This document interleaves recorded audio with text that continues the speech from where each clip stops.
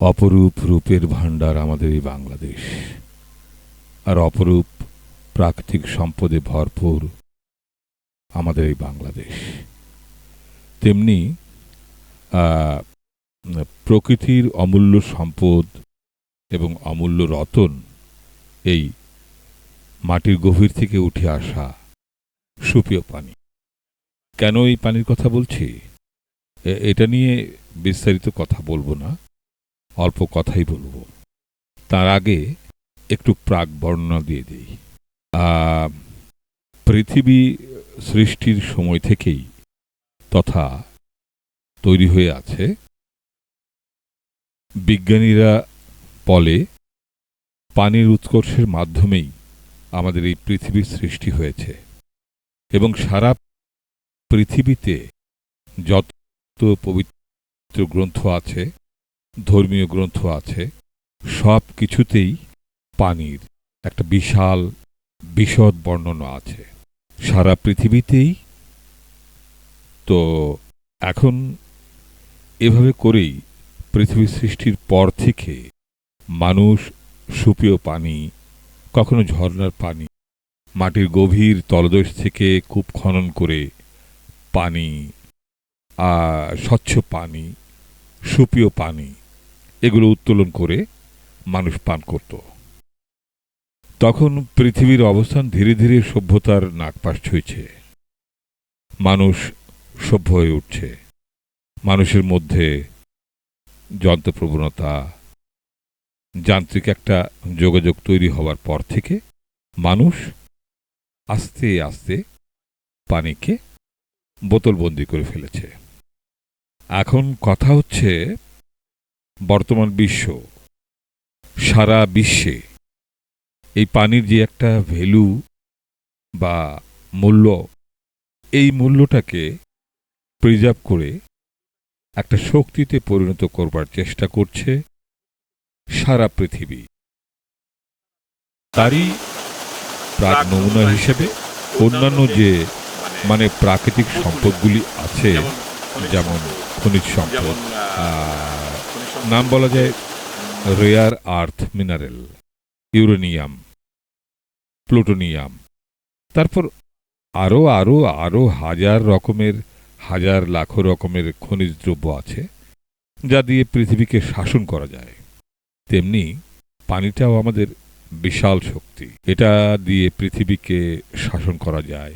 এখন যেমন এই যে ইউরেনিয়াম আর প্লুটোনিয়াম, কি বলে এটাকে, রেয়ার আর্থ মিনারেল দিয়ে সারা বিশ্বে যেমন টানপোড়েন শুরু হয়ে গেছে, সারা বিশ্ব যখন এদের পেছনে ধাবিত হয়ে গেছে, এই দেশে এটা থাকলে পরে ওটা খনন করো, ওটাকে উত্তোলন করো, ওটা আমার, যেমন করে হোক, জিও পলিটিক্যালি হোক, কূটনৈতিক জ্ঞানের মাধ্যমে হোক, কিংবা সন্ধি করে হোক, প্রলোভিত করে হোক, ওই দেশকে ম্যানেজ করে ওই সম্পদের একটা যথেচ্ছ ব্যবহার করা হচ্ছে বিভিন্ন উপাদানে।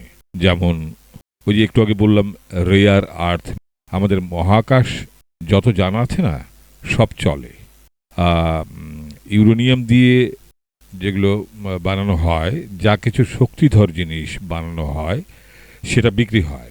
প্লুটোনিয়াম দিয়ে যত রকমের বৈজ্ঞানিক জিনিসপত্র বানানো হয়, আবিষ্কার করা হয়, পাওয়ারফুল জিনিসপত্র তৈরি করা যায়, ডিমান্ড তৈরি করা যায় সারা বিশ্বের কাছে। ততই সেই বিশ্ব, সেই পৃথিবী, সেই দেশ সমৃদ্ধ, এবং অন্যান্য পৃথিবীর দেশ তাকে এক প্রকার মিত্র হিসাবে, সহযোগী বন্ধু হিসাবে কাছে পাবার জন্য তাকে এই কুর্নিশ করতে থাকে, এবং পরবর্তীতে লেনদেন ব্যবসায়িক জায়গাটা অনেক বেশি প্রসার করতে থাকে। তো এভাবে করতে করতে সভ্যতা এগুতে এগুতে এখন এই সম্পদগুলোর কাছে, খনিজ সম্পদগুলোর কাছে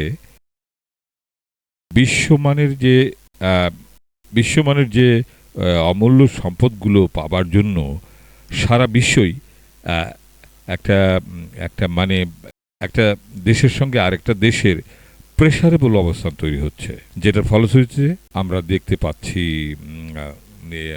ইউক্রেন রাশিয়ার যুদ্ধ, যেটার ফলশ্রুতিতে আমরা দেখতে পাচ্ছি ইরান, ইসরায়েল, অন্যান্য মিত্র দেশ আছে যত, তাদের মধ্যে একটা অর্থনৈতিক টানপোড়েন বা সারা বিশ্বের একটা অর্থনৈতিক টানপোড়েন যুদ্ধ বিগ্রহের মাধ্যমে এবং একটা সম্পদকে যে নিজস্ব আয়ত্তে নিয়ে আসবার জন্য যে একটা তাৎক্ষণিকতা আছে, বড় আকার ধারণ করছে।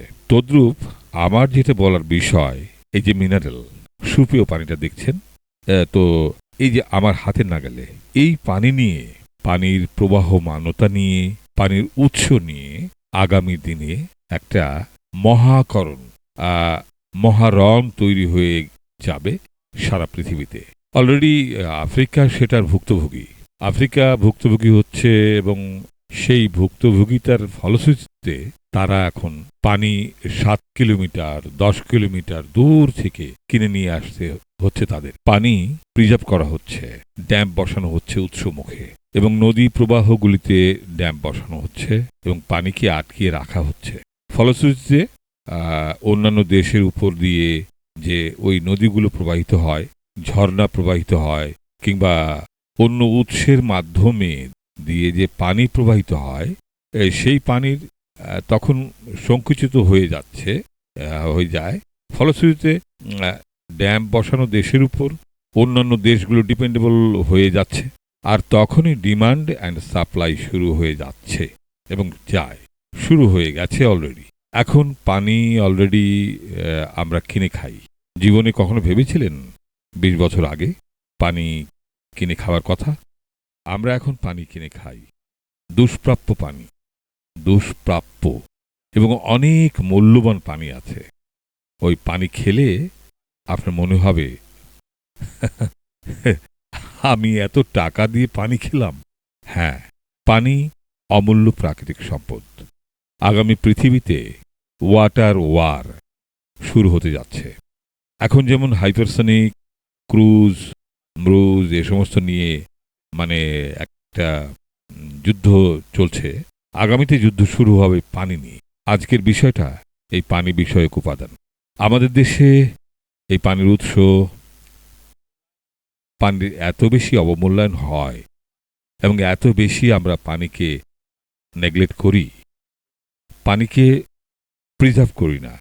বৃষ্টির পানি হোক, ঝর্ণার পানি হোক, জলপ্রপাতের পানি হোক, কিংবা নদী প্রবাহের পানি হোক, আমরা যেন পানিটা প্রিজার্ভ করি। আমাদের উচিত এখন এটার প্রতি দায় দায়িত্ব নিয়ে সংরক্ষণ করা। সেটা সরকারিভাবে হোক আর সেটা বেসরকারিভাবে হোক, কিংবা ব্যক্তিগত পর্যায়ে হোক, জমিয়ে রাখি। আগামীতে পানিযুদ্ধের মুখোমুখি যেন না হই, সঞ্চয়ী হতে শিখি এবং বিশ্বকে আমরা দেখিয়ে দিতে পারব আমাদের সুপেয় পানি কত মজাদার, কত মূল্যবান। আজকে এ পর্যন্তই। সবাই ভালো থাকবেন। শুভ বিকেল।